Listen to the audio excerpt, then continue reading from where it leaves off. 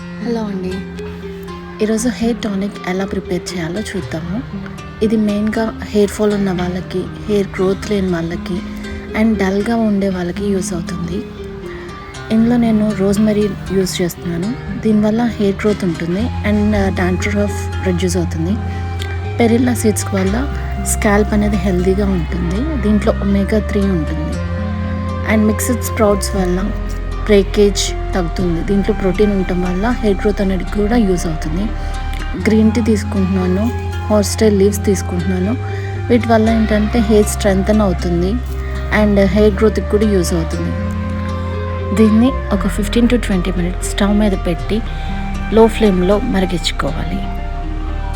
And నేను ఇక్కడ aloe vera gel తీసుకుంటున్నానండి.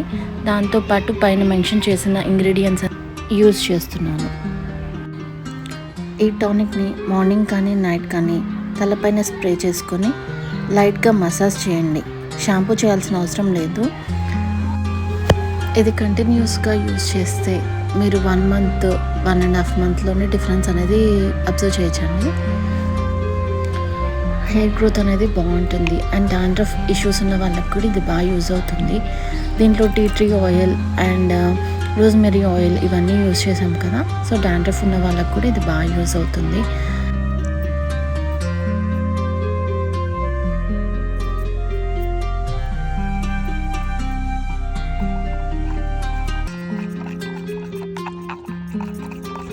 ఇప్పుడు మనం దీంట్లో ఇందాక మరిగించుకున్న వాటర్ మిక్స్ చేద్దామండి. అది బాగా కూల్ అయిన తర్వాతే కలపండి.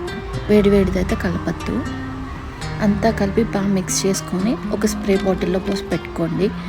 వితౌట్ ప్రిజర్వేటివ్స్ అయితే 7 to 10 days ఫ్రిడ్జ్లో ఉంటుంది.